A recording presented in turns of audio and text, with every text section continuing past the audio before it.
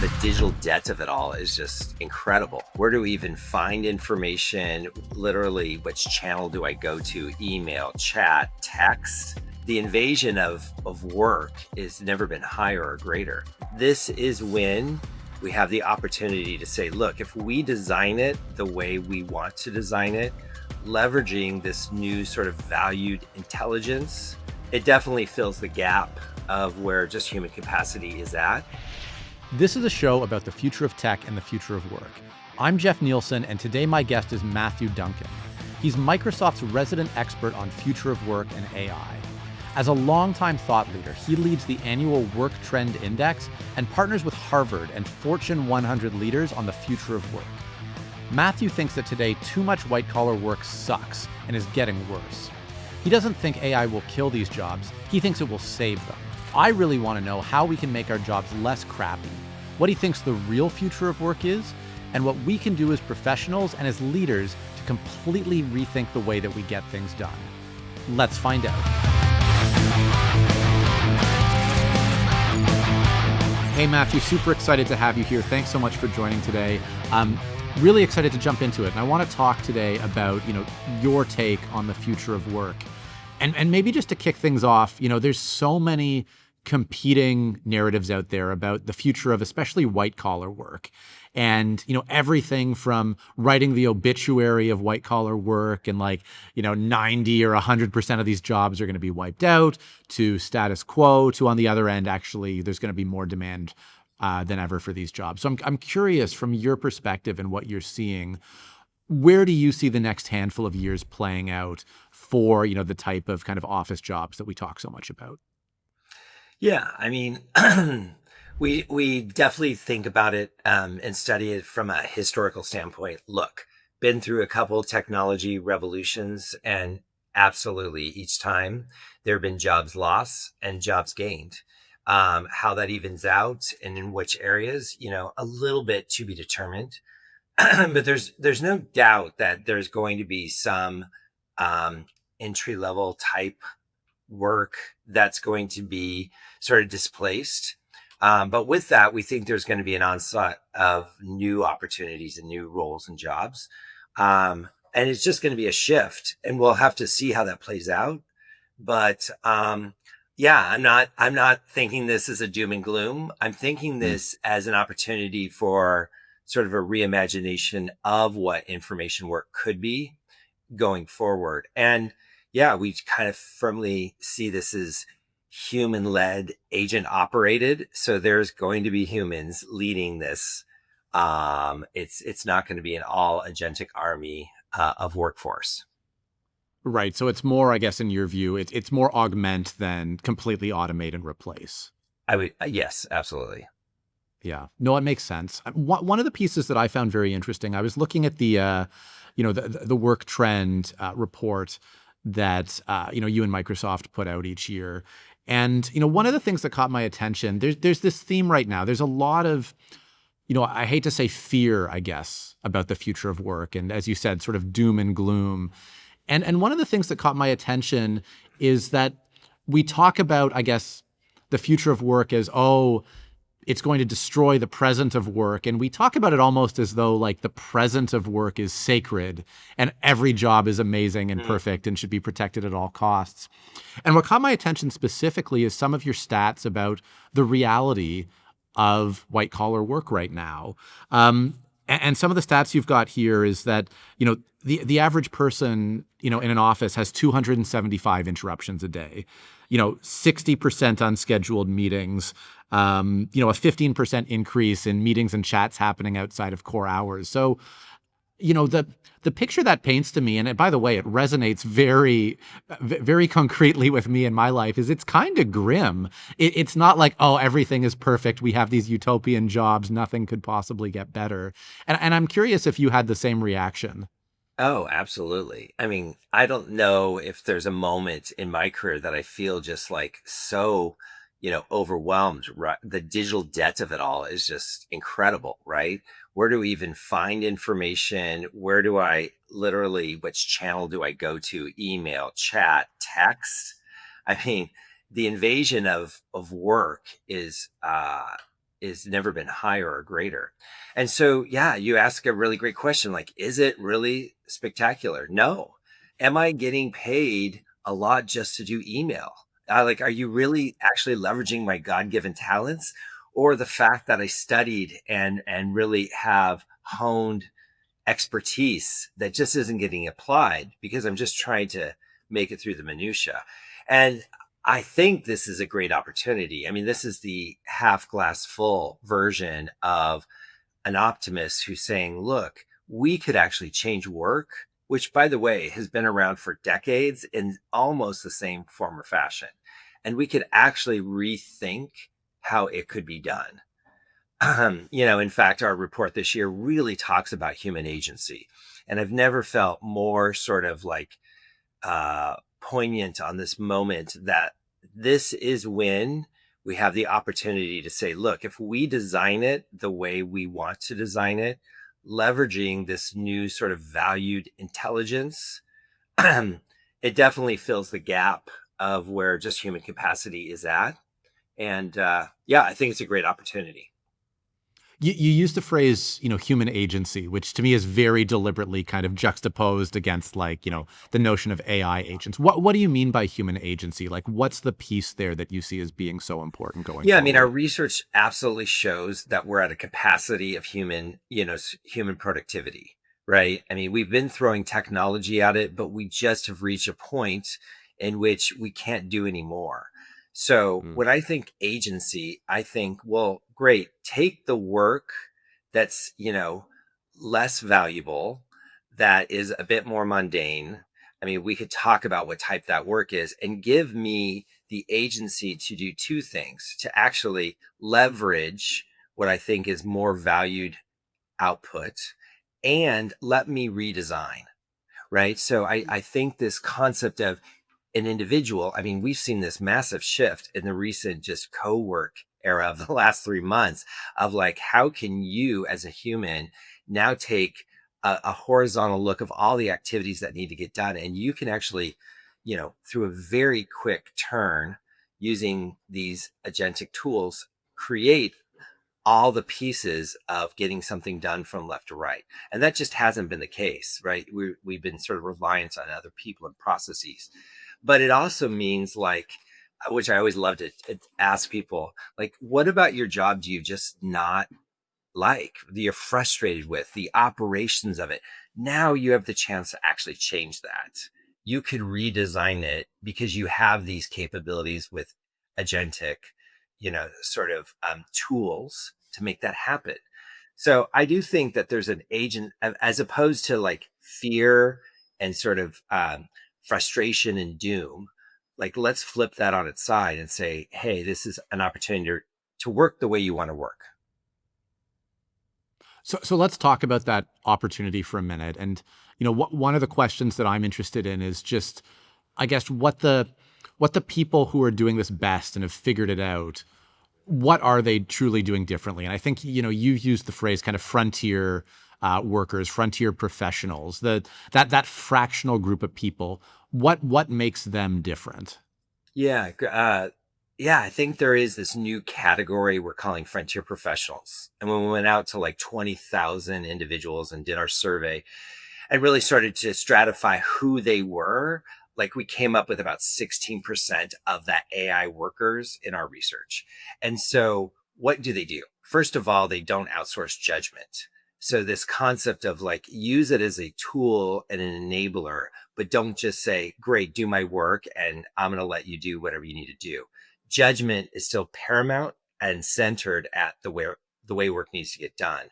But a couple of things we found in this group as we sort of analyze them: 80% said AI lets them produce more work than they did last year. So they're starting to see a throughput that they hadn't seen before, and that's exciting.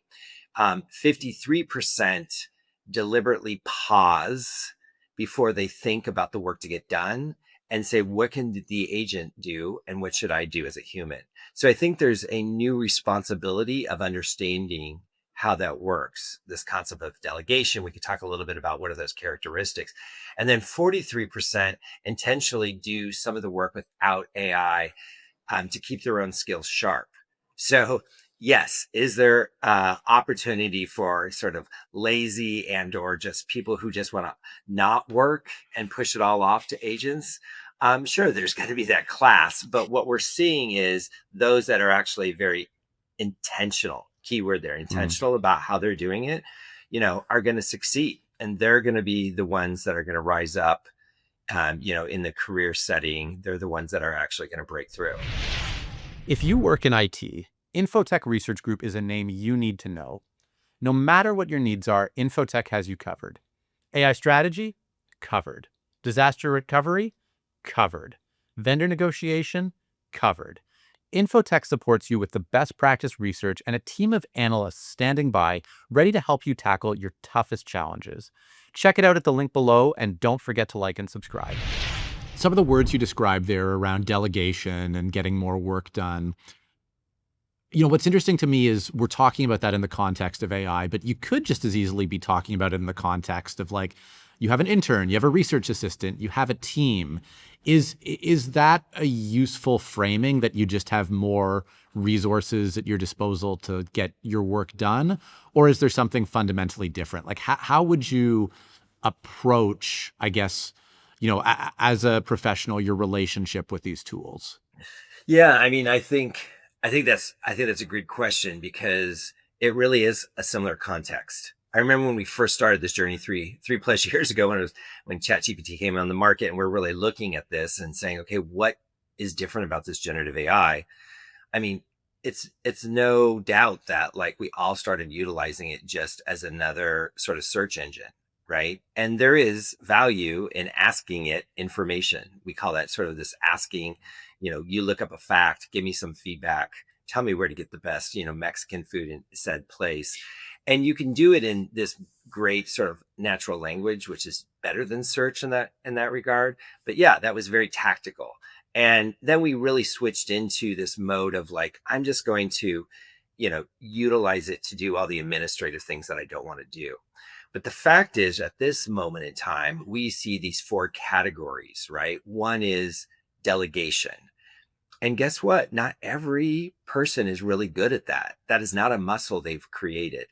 But to actually delegate, as you pointed out, to like an intern or a lower, sort of entry level worker, you have to give context. You have to give sort of like specificity of sort of how it plays out. And so that's a muscle that, if you don't have, you need to learn. And that's why we saw early on that those that actually managed humans were actually better at figuring out how this AI works. But if you have delegation, you have asking of simple questions, you also have collaboration. So this switch that we see turning on right now is that these individuals, in fact, 49% of the people we surveyed, are utilizing agents now to do sort of collaborative work, analyzing really good, heady information worker type of sort of factors in their daily job. And so the collaboration, using it as a thought partner, is really great. And then I think there's going to be this new element of just exploration. Like, I need to get this work done. What if I could get this agent to start to do these tasks and then rewrite this and then send this here? And so we see the sort of process of it all happening. But they are unique. And to your point, very specifically, yeah, you have to think about it as another teammate, Mm. right? I mean, respect that it's technology and not a human, but you do need to think about giving it. And the more you actually create the context, the more value you get. I'm glad you brought up the notion of agents, of AI agents, Yep. because you could listen to some of this and say, oh, it's just generative AI. It's just like, it's writing an email for me. But it sounds like it's more than that, and that these frontier workers are actually finding ways to, I guess, sort of build their own agents to automate their work. What is that looking like, and what is the real frontier there? Yeah, I think there's valuable for just generative AI, your co-pilot helping you, organize your calendar and get sort of you in a better position to get the work done. There's definitely an emergence of you being able to use agents to start to do the work on your behalf, right? With your guidance and oversight, but do the work. That means, yes, take this transcript of information, these reports, start to put it into a report, but then actually update every other place in my sort of ecosystem of work where this needs to be changed by this data point or this factor, reconfigure that into becoming a new presentation that we could take out to market or what have you. And you can start to see, like, if I was to accomplish that in current state, I would have to connect with a bunch of people, have many steps, make that happen. But if I can build an agent that actually gets that work done for me, and I'm checking in here before it gets like pushed out to this, audience, or I'm getting response back, and then I can improve it. Yeah, it starts to like change the way I get stuff done, and that's huge value. That starts to change work. And more importantly, as I talk to leaders every day, it starts to prove out the impact. Like, this isn't just Bob or Mary having 20% more time to do work. This is about changing the way you work that creates better outcomes. I want to talk about that impact and those outcomes for a minute, because so far the lens we've been taking here is all through the lens of the individual worker and professional and how they can automate more, how they get more done. And it seems to me that when we talk about this impact right now in terms of the stage we're at with this technology, it feels like a lot of that value is still at that individual level. It's grassroots. There's a lot of people talking a big game about, whole organizations transforming themselves and becoming AI first. But it feels like there's still, when I actually look at what's going on out there in practice, so much of the value that's being captured is at that individual level. And so I'm curious what you make of that. Are you seeing the same thing? And I guess, what is the landscape, and where do we go from here? Yeah, I mean, that's the meaty question that we get asked all the time. Like, where's the ROI? And I think leaders have contemplated it as like just another technology component. And we basically are very clear. Like, if you just think about it just as a next gen technology, and you send it over to your CIO and you ask for a bunch of pilots to be done and then proved out, it's not going to work. You're not going to wake up in a better place in 2, 3, 5 years down the line.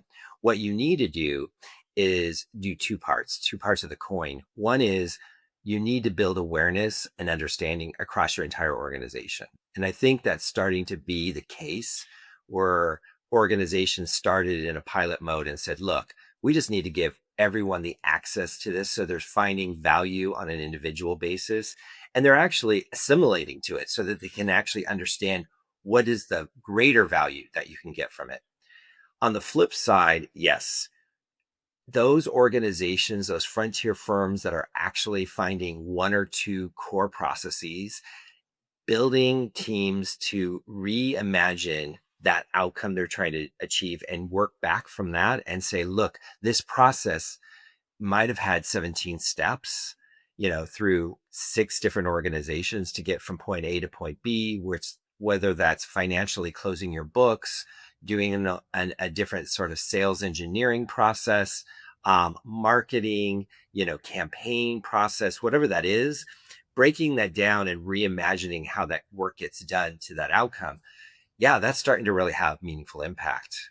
It's starting to show that we can leverage agentic capabilities to drive to market faster, to actually get revenue growth. And I always love to ask this one question, like, what can you do that you couldn't do during, I mean, everyone wanted revenue growth 5 years ago, or sort of acceleration in their go to market. But what is it about now and this new technology that gives you a whole new way of doing that? And I think that's something I basically see in AI natives all the time. Startups have a blank slate so they can go and run. I just got back from Europe, where we had a CEO summit. Mid-cap companies that are working with PE firms that are getting really precise on, like, if we just could fix this one part of our business, let's just apply and focus with agentic technologies, they're starting to see meaningful impact. And then large organizations, yeah, those that have the discipline to say, like, we're going to be in this one function or one process to work through it, it's starting to work. It's starting to show payoff, but we have a ways to go. And just to make sure I'm understanding that correctly, it sounds like the key piece in that second, scenario is starting by asking what function is kind of mission critical, or what will give us the most leverage. Like if we can actually turbocharge one piece of the business, what's going to have the biggest impact on revenue, what's going to have the biggest return, and then figure out how we can apply the technology there. Is that what you're getting at? I am, and precisely. Like, here's what I would say. A thousand flowers bloomed, right? I walk into a conference room, and one of the leaders is like, "Hey, you know what? We're ahead. We are using agentic capabilities. In fact, we have 14,000 agents built, and with pride and sort of their chest puffed out." And I'm like, "Wow." That's amazing and crazy. Like, what are you doing with all those agents, right? So if you're using it to give people agency to go and start to experiment, great. But on the other side is no, no, no. You're trying to run a business. Let's get really pragmatic. Your business. Let's find the one or two processes. If we could alter them, then that is going to have meaningful impact to your business. So let's use agentic capabilities to make that happen. And that gets exciting. It does. I want to I want to follow a little trail there around. You mentioned a case of 14,000 agents, and like said as a point of pride, and maybe it's just the fact that I've spent my career working with an awful lot of CIOs, but I hear that number, and a part of me panics about like. What does it mean to manage an organization that has 14,000 agents? Like, how do you govern that? How do you make sure that the processes are right, that you're not just like having 14,000 new cowboys that are going to, break everything traditional working in the organization. So, I mean, I wanted to ask you, I guess, first off, do you see 14,000 agents as a good thing? And if an organization is just letting a thousand agents bloom, what do we need to do to make sure that it actually, creates benefit? Yeah, I mean, I think there's two parts I would sort of look at. One is, what is the role of a leader in this new agentic or AI age, right? Um, we think it's re-architecting work. Like Mm. when you sit down with a C-suite, we have this really great program that we do with Harvard Business School's AI Institute. We bring the C-suite and one extended to a 2-day workshop of just understanding the impact and what is AI and putting hands on keyboard to build stuff. What I see is a light bulb coming on, like, wow, what we need to do is we need to actually re-architect the way we work organizationally, systems wide, and actually like really a process how the work actually gets done. And that's really important. And guess what? There's a lot of leaders that wake up every morning. Little do they think that they should be actually using an agent, and they should, because to use it is to understand it. And two, wow, I'm not really doing the work. I'm just like setting the culture and guiding the organization and making the hard decisions. But no, you actually need to say, like, how are we actually moving, denim Levi jeans from the design of it, the production through it, the manufacturing, and how it ends up in the retail. Like, if that's our core tenet of actually growing our business, we need to focus. And so, yes, I will say I think there's little downside in giving people the agency to use these tools and really understand them, because they will innovate in their own way. I think though there has to be some structure. So we create like A365, Agent 365, that helps people manage and monitor governance understanding. So you're absolutely right. There needs to be some governance to this. We're actually doing some really interesting research to understand, are people more effective building their own agents? Are people more effective using a centralized system of agents that are built for them? How do you think about this type of, sort of structure? And sometimes it's just, as we talked about, the capability of the individuals themselves. Mm. But I do think we're starting to come to an era like, great, you have a lot of innovation and you've got culturally this experimentation mode starting to happen, but you do need to put guidance in it so it gets structured and applicable to the business goals. I'm curious if you have any kind of initial findings from that research on the spectrum from let everybody build it themselves to have some sort of like central office or central, program that builds it for them, or whether the answer is just it depends. Yeah, I think we're learning. Our research isn't totally completed. I think what we're finding is there are capabilities of the people who are good at building agents, right? So they have to have some kind of understanding of how the actual tool works and its capabilities, even though it's brilliant because it can make even someone like myself, who's not a coder by nature, be able to like do pretty incredible things, build a website, make these things happen. I think it's also understanding the work. So there's definitely an importance of understanding and having expertise in the work to be done. How do we want to bring the product to market, et cetera? So the combination of those two, I think is effective. I mean, one example, we're always testing inside of Microsoft, and how do we do that?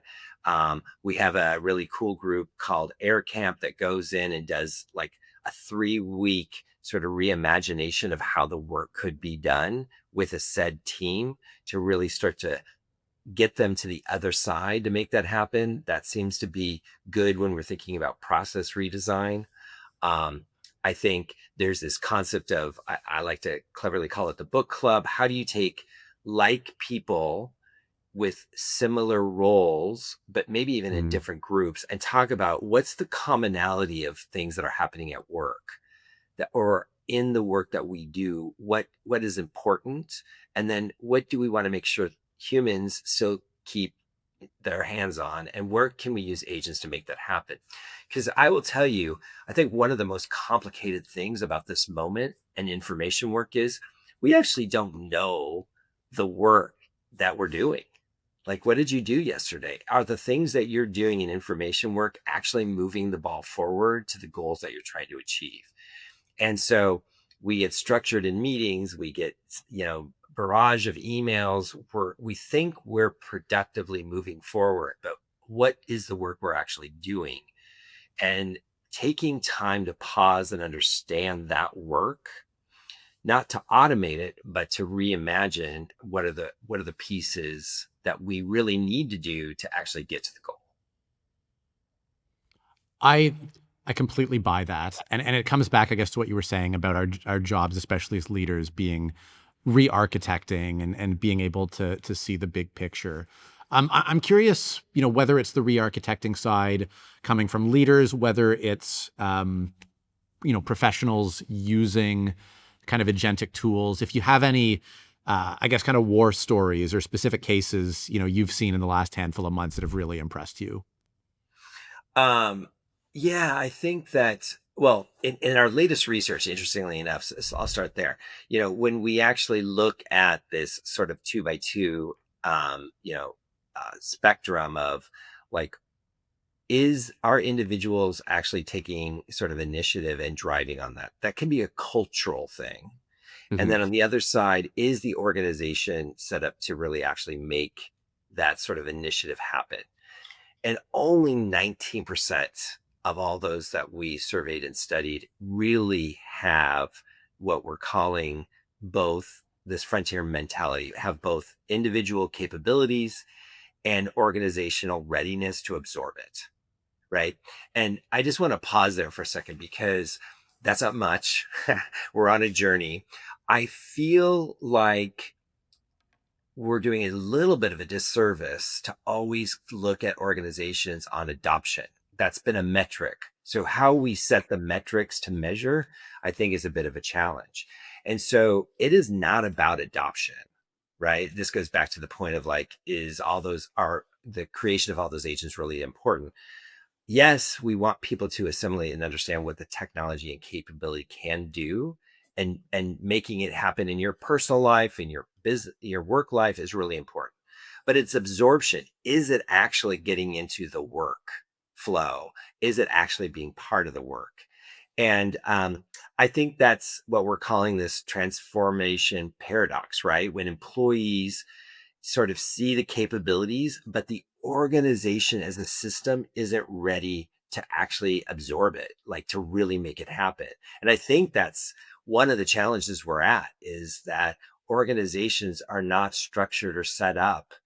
There's a lot of hackathons, but there isn't an orchestration of how this work is going to have to change. And that is not on the shoulders of a CIO solo, right? This isn't like just a tech. It needs to be in the C suite across these lines of business to say, okay, how do we need to get work done? And frankly, we forecast the fact that over the next years, definitely silos of functions will become blurred, and that it's going to be not about the org chart or how it's structured. It's going to be about the work chart and how the work is getting done. Very cross functional. And so, if you can see that playing out, it really then becomes okay, if we need to have this cross functional process, what are the skills required to actually get that done? And those skills lie in humans, and those skills lie in agents.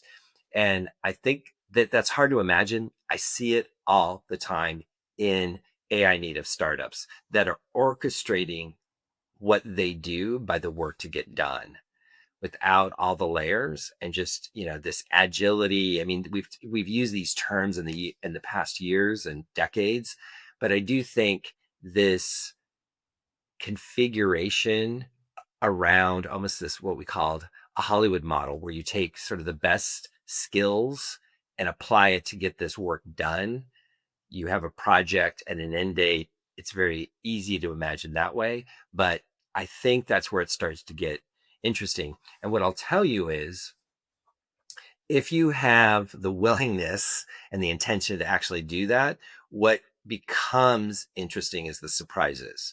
So if you take sort of an accounting process in your finance organization, and there's many steps that happen to close the books, or whatever that might be, what we start to see is bubbling up individuals along that process that say, wow, now that I see this and I'm more participatory in the design of it, yeah, we're actually noting that risk, and risk tolerance is off, right? And so now that group is starting to become a risk management group, because they see different things happening in the way that sort of accounting is being processed through.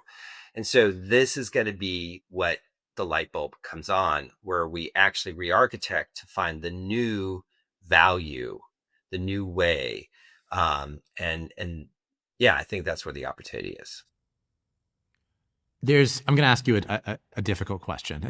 Just a heads up on that. So the way you've kind of framed that out, Matthew, is there's out there these AI native organizations that have what I'll call, I guess, the org design, the operating model, the culture to absorb this and to be architected specifically for these tools available. And then there's an awful lot of other firms, and if I'm feeling not generous, I can call them legacy firms, where there are more silos and they do things more traditionally. And I guess the question is, how do you bridge that gap if you're not an AI native firm? Because, my gut tells me that, like, the CEO pounding on the table saying, use AI more, get better at adopting AI, just saying that over and over again is not the answer. You need to have this kind of deeper structural reform, as you said, to move away from these silos, to think more about how the work gets done. What does that look like in practice? And do you have any guidance for, C-suite leaders or boardrooms where they have an appetite to take this on, but they maybe don't know how to go about doing it? Yeah, I think, there's a couple great examples. So I have the opportunity and the pleasure to work with a cohort of 15, pretty large Fortune 500 brand name companies. And we are learning and examining with our sort of collaboration at Harvard Business School's AI Institute. We bring these companies together and start to understand like what's going to unlock and where that sort of opportunity for leadership to really work. I I think first and foremost we have to look at culture. So Mhm. Lumen, which is a telecommunications company that's reinventing themselves in the age of AI, to really be the sort of the wire behind the AI future. It starts at the top, where Kate Johnson, the CEO, talks about sort of a learn it all mentality. We will experiment, we will learn. And this is, I'm telling you, an old school, cable driven type of corporation that has a totally breath of new kind of culture to say, like, we can change the world and do anything. And when we brought him to campus at Harvard, yeah, 42 leaders across the organization in a multitude of different functions came together to try to find alignment and debate about what is fundamental in this culture, and then how does that change the business. And that's where it's got to start. In fact, they're a really interesting example, because who's leading their AI initiative? But Anna White, who is the chief HR officer and agent officer of the company, right? So, what better person to think about what does this mean for humans and agents to come together? How do we get incentivized by this? What does that mean for reviewing and understanding sort of how this work needs to get done? We need to think about it as that sort of collaboration. So, I start to see the culture as a factor. I start to see systems thinking, like how do we actually build a whole new way of working in systems? So org design, and what does that mean to be more fluid in the work to get done? And Yeah, and I think I think there's a imperative for senior leaders to model, right, exactly what they're talking about. This can't be some random mandate without modeling and showing and being very present about it. I don't think this can be, something you can't coach through. Like, you have to bring people along. So middle managers are really needing to be responsible for thinking about how to manage both agents and humans, and really model that. And then, we have to give some grace to the people, and care for them, to really bring them along as well. So, and understand that we're asking you to change, right? You don't have to. The opportunity is in front of you, but it's inevitable. Change is happening. Um, and I think that sort of mentality state really, really matters. I mean, I'll give you one other quick example. We work with DuPont, and they went through another sort of interesting leadership, and their CEO had sort of, wanted to figure out how to think through being quote unquote a frontier type firm. Like, what does that mean for us to really take what is a very high risk, sort of business, and try to translate that into this AI age, bring it forward. And what she realized was, as she had, sort of the AI initiative under the CIO, she actually said, no, no, no, no. You know what? I'm going to lead this. Several days later, calls an entire company meeting and says, we are going to understand how this AI, and I'm going to show you, because I built an agent, and I'm going to show the rest of the company I can do this. And that starts to sort of like really set a tone and drive the board meeting, the strategy, and make that happen. So it's got to be top down and bottoms up at the same time. I find that really interesting, and it's different from a lot of the guidance I've heard traditionally around how to do this. And one of the pieces I want to hone in on, Matthew, one of the pieces you didn't say, like deliberately, which is that this is cultural, this is org design, and so it makes sense if HR is involved in this. It makes sense if the CEO is involved in this. What you didn't talk about is the technology piece. You didn't say this should be the CIO. This has to be treated like a traditional technology initiative. And I'm curious, what the implication is there. Like, what role at all does the technology of this all play? And I guess, what does it mean for the future of enterprise technology if these are more sort of cultural and, you know, operating model oriented shifts versus just, this is a piece of technology we're bringing in? Yeah, I mean, let me be clear. I think it's a combination of both, right? Hmm. So yes, I'm overemphasizing the fact that where we see it sticking the best is where there's actually a C-suite team that's Hmm. contemplating sort of how together we need to. I mean, it is like quote unquote, like sort of incredibly important for this team to rethink where they're going to emphasize where their AI strategy is. I mean, IT and CIO has a really important part, right? To think about the governance. How is this going to map into a new system of how we're going to operate the business? But um, yeah, I find it fascinating when I take 15 corporations and I look around sort of who is been quote unquote, has a little bit of the mantle of who is going to be leading AI.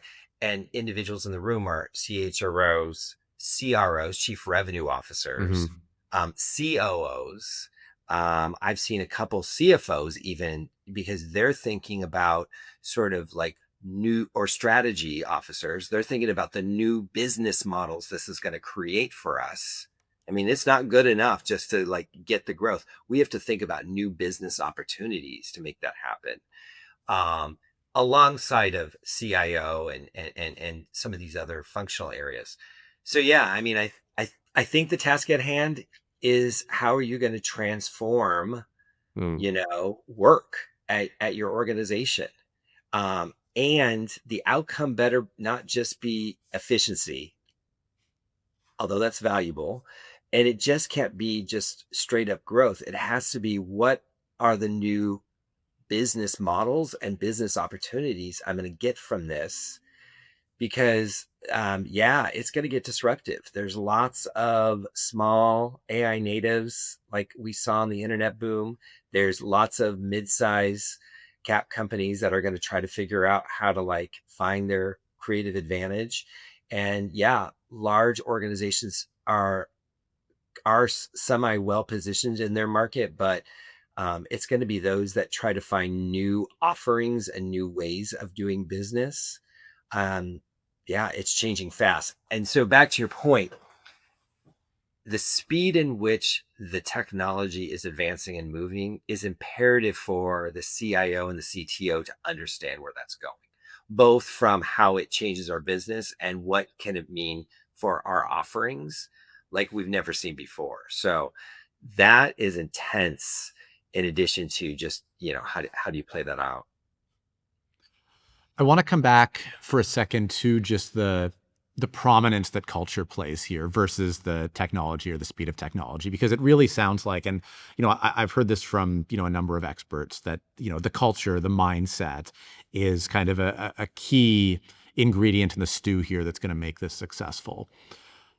One of the implications there for me is that if it's culture, if it's mindset, if it's experimenting and transforming, um, that metrics can sort of be a friend or foe here, I guess, especially in the short to medium term. And if you're like laser focused on just getting value and obsessing over that question, that you might risk not making some of the bigger changes you need to make, to actually have a long-term impact. So I'm curious, we talked about absorption. We've talked about a few different metrics here. We've talked about long-term value. What do you see as the role of metrics here, and how important should they be, I guess, in that short and medium term versus building kind of the key building blocks? Yeah, I mean, I think business metrics, yeah, I think the metrics need to shift a bit, but they're still very important. I think to your point, from a opportunity cultural wise, I think there needs to be some measurement of or some pressure to say, look, I need you to start to rethink the way you run your sort of team, run your Mhm. organization, run your division in this new agentic world. Very acutely, I think more than ever, the outcome, we always use, this was a classic sort of consultative term, right? Like, oh, we're going to be outcomes based. And, doing that, I don't know, it always felt like, okay, yes, I'm trying to reach this goal, and I'm going to move backwards to try to figure out what that is. But I don't know if we actually reinvented the process to get there, or reimagined. Okay, there's probably several or many different ways we could actually get to that outcome. We just try to like refine the way we were already doing it last year, or the year before, or the year before, to improve it a little bit better. We took the learning, sure, and we just improved. And so I think that's the challenge. I think outcomes are really, really important. In fact, I think if you just start with that and say, how do you get to those outcomes? I think that's great. I've seen some leadership say, you know, ABC customer service organization, you're going to have to save $250 million. Go figure out how to get there. Right. They're putting a stake in the ground, and then you're going to have to redesign how you're actually going to make that happen. Um, so I think people will, based on the culture, based on the company and what business they're in, the considerations and the externalities that they have to deal with, sure, they're going to make slightly different decisions. But yeah, I know in my sort of, even at Microsoft, we have a very, very strong culture around model coach and care to really understand sort of like how to lead and be learn-it-alls. So Satya instills it at every level that we are not know-it-alls. We're going to figure things out, and it's very much applauded to be on a journey of, you know, learning and mistakes and understanding. Absolutely. And sharing that back through. I think on the flip side of that, um, yeah, we're feeling lots of, opportunity to say, look, here are your outcomes. Go figure that out. What does your team of humans and agents look like? How will you reimagine your process? From a startup guy, this is exciting because I think like we could do so much better if we had the opportunity to like reimagine what that is. I'll leave you with, I will mention this one thing. So with Mhm. all that said, it's easier said than done. It absolutely, I get that there's just just ingrained ways to do it, and it's going to feel sometimes a little radical, but I do think we need to start to move to those examples and start to challenge people to like move that way. Um, I will share that I think there's this concept of a learning system that's important. So this is what we're not accustomed to culturally. That if you push out this opportunity and agency to all the players on the team or what have you, how do you bring that learning in this democratized world as a part of a system, not just a one-off hackathon or what have you, but how do you become part of a system and bubble up learning that is going to be able to help the strategy and sort of how the organization moves forward? I think that's, I mean, I don't know if necessarily know if I have that exact answer, but we really see this kind of learning system as incredibly, entrepreneurial and sort of innovative. Experimental mindset is really important, but also the learning sort of like process of it all is going to be critical. And that, that makes a lot of sense to me based on the conversation we were having earlier about the individual level here and people, kind of doing that bottom up re-architecting. And I mean, for me, and I've done some work in like product development teams and innovation, and it feels like, I don't know if this will resonate with you or if you've seen it play out, but like almost the idea of like a survival of the fittest of ideas, that if you're actually listening to, what people on the front lines are doing and they're all experimenting, that hopefully the best experiment wins. And you say, yes, that's great. And you can take that to the book clubs or the road shows and actually, improve some of the processes that way. Absolutely. Yeah, I hear this all the time. Like, well, but is this really applicable to like frontline workers, what have you? And I think this here's what I know, that this democratization of it is going to be of value. And that if we could bubble up the thinking that is found in the most, unique places, not necessarily stratified by like it coming down this hierarchy of leadership, but it could be anywhere. How do you like capture that, use that, and improve in a more sort of iterative and fast space? I mean, this is what changes. And maybe even as the technology, which gives us natural language and reasoning, allows, Carol on the front line to imagine something and go actually build it out, in 20 minutes at a lunch break, show the idea that she's thinking about, because of this technology advancement and how sort of enabling it is. And then great, that idea like surfaces better, faster in a new way versus just a suggestion box. Right. Yeah. No, I really like that use case for it as well. And you used the word earlier, Matthew, surprises, that there's like just going to be surprises Mm. along the way when you do this. I'm curious whether, working with the Fortune 100s through Harvard, or, I mean, you live this stuff day in and day out. And I'm curious if you've had any times, recently where you've talked to, either a business leader or, someone who's been playing with these tools and just had a moment of genuine surprise or awe around like, oh, I didn't think about that approach, or I didn't think that you would actually be able to do this. Oh yeah, I mean, I think the ability to go build a website in like 10 minutes, like something that seems like so foreign, I think just starts to create light bulbs in individuals themselves.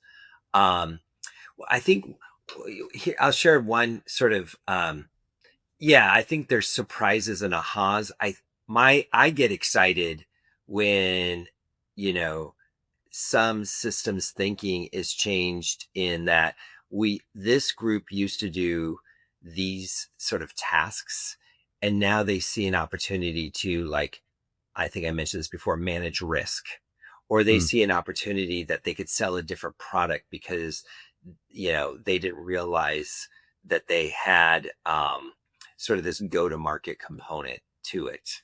um, I Yeah, I think that's where it's going to start to unlock value that we didn't expect to create, right? What could you do that's different because this agentic capability is so powerful and making that happen, the reasoning behind it, the deep research, getting the deep research or understanding in the hands of people that, that don't just need to parrot that out, but actually could contemplate it and come up with a better idea in the moment, because they actually have that at their fingertips. And it's not some dashboard. I mean, the paradigm is definitely natural language, me being able to ask questions and go back and forth and be iterative in it. And that is going to actually unlock other things that we didn't even suspect, right? So, yeah, I think that's there's some really interesting things there. I will tell you one project that we're working on, from a research standpoint, that I think is fascinating, is tacit knowledge, right? So this is classic. I have this role as a sales engineer, and I get trained as a sales engineer. And over time, my expertise and experience grows, right? So how that happens and where that goes? Yeah, interestingly enough, you need to think about sort of, you know, well, what's unique about the job and why am I good at this? Right? Is it because I was trained and learned these steps, or was it the sort of ad hoc nature of the things that I came about? And so there's an organization, and we're working with them and saying, like, look, it takes us, because we're very technical and it's very detailed and deep learning. It takes like 18 months to get these sales engineers up to speed and really productive in bringing value to the process. Like, can't we change that? So we sat down, and the researchers have been understanding sort of like, okay, what do you do every day, and really understanding sort of what is that tacit knowledge. Ironically, what we found was, that when you ask someone what you're good at, oh, I'm just good at this because I really understand the science behind it or what have you, not is not necessarily shown in the way that they actually get work done, right? The tacit knowledge might be something special about what they're doing. They don't realize they're even doing it. So as researchers, they pulled and extracted what that was and started to build that out. And so the question becomes is, can we take tacit knowledge that's sort of gained over all these years and then pull that together collectively and then actually utilize that for new people coming on board to ramp them up faster and be more proficient faster.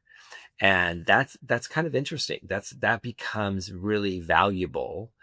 And you could sort of start to extrapolate that across a lot of different organizations, a lot of different businesses. How do we help bring that sort of inherent understanding to people faster? And you're still going to have your own lived experiences, your own expertise in that way as humans, but we could pool that sort of really great knowledge, and that's just going to make us all better. It's I really like that. I really like that use case for it. And when I think about tacit knowledge, I guess I think about it in a couple of different flavors that I wanted to talk more about.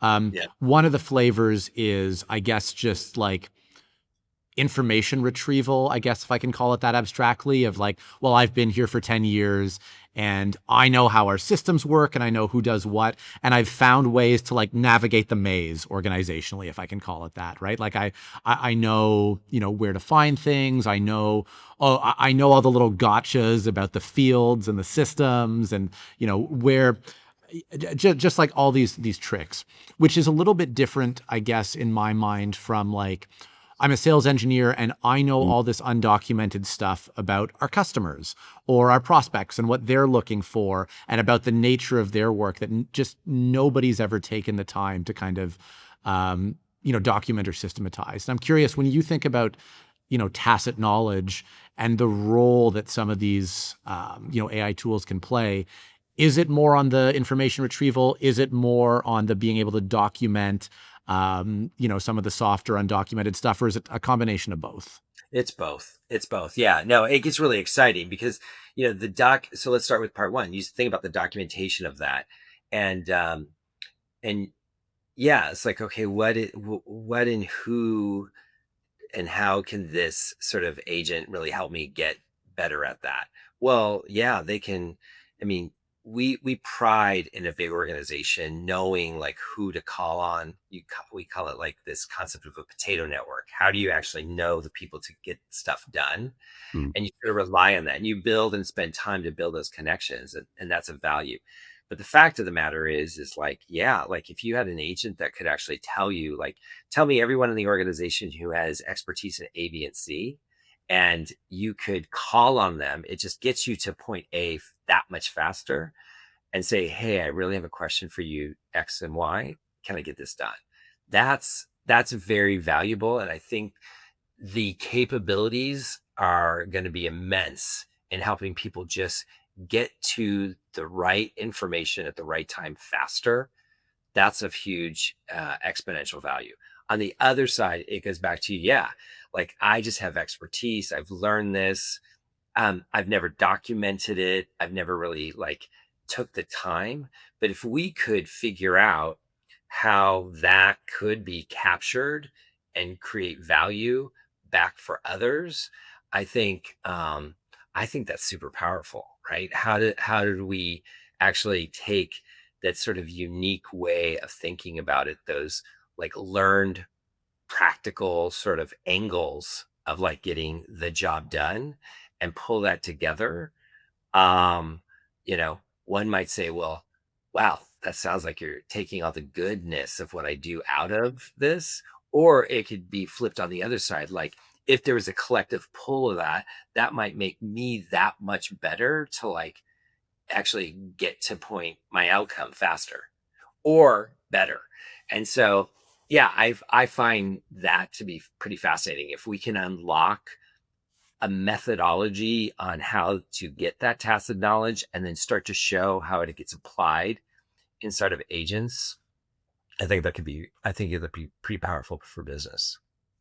Absolutely. Well, and I feel like in some ways we've kind of come full circle on this conversation because we started talking about, the toil involved and all this kind of, fractured, fragmented work and, how it's not ideal. And now we're talking about, well, this is maybe some of the use cases if we can use agents to do that for us and paint that more kind of compelling, valuable picture of the future. So I guess, I mean, on that note, Matthew, parting thoughts for business leaders, for technology leaders who are interested in building that future, who are interested in AI, in the future of work, in kind of, I don't know, whether it's restructuring the culture of the organization or bringing in the tools of the future. What's kind of your best advice for what's going to be most impactful? Yeah, I mean, I would probably say, stay optimistic and get your hands on keyboards. Like learn what it truly could be, right? So to understand it and its implications, if you're sitting in a board meeting and really wanting to, explain like how this could change our way of working, like really start to understand the technology, at least in your own context, in your own way. I think that's part one. And part two is it's takes a new operating system. Like let's not underestimate that. So being eyes wide open by the fact that it needs to be part of our culture, it needs to be part of our organizational design, and we need an operating system that actually gets us to bring all these in a more systematic way together. And I think approaching it that way is going to be critical for organizations to really create advantage. And then I would just say like, and push the limits of what you think is going to change in your business. Don't be satisfied with X percentage of efficiencies, or don't be satisfied with just saying like, yeah, we could increase growth in this product line by X or Y. Be satisfied by like, we're going to create a whole new business opportunity or business. Like, be so curious of like, where do we get advantage in this if we could actually, be, on this frontier. I love that. I find it, super interesting and, actionable guidance. So Matthew, just before we kind of wrap things up here, anything else we didn't discuss? Any other projects you're working on that have you super excited right now?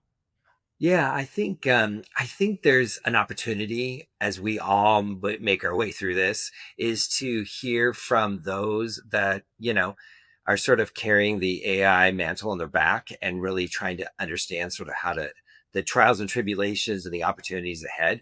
So I'm working on a project that I'm pretty excited about. It's called On the Frontier.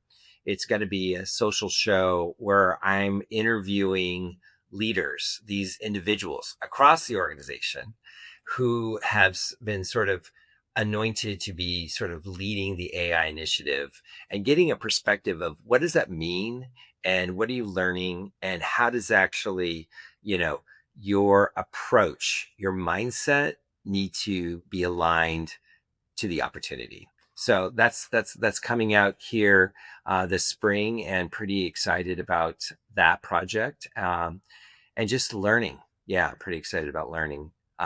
As no one really, I love to share this. No one has a playbook. This is not a moment of like, just follow this playbook and you'll get there.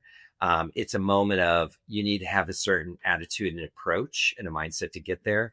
But I see a positive and opportunistic and optimistic horizon ahead. No, I love that. I think the show project sounds really exciting, and it makes complete sense. In the absence of a playbook, just actually hearing from the people doing this and what they're doing, to your point about the book club, is very exciting, and it seems really valuable. And I think we talked a little bit about it today, but yeah, I look forward to checking that out myself. Yeah, and I appreciate the opportunity to have this conversation with you today. You're doing great work, just bringing different perspectives to the market, and so keep it going. Awesome. Well, Matthew, I want to say a big thank you for joining today, for sharing all your insights. It's been super interesting. And yeah, looking forward to connecting again. Yes, absolutely. See you next time. If you work in IT, Infotech Research Group is a name you need to know. No matter what your needs are, Infotech has you covered. AI strategy? Covered. Disaster recovery? Covered. Vendor negotiation? Covered. Infotech supports you with the best practice research and a team of analysts standing by, ready to help you tackle your toughest challenges. Check it out at the link below, and don't forget to like and subscribe.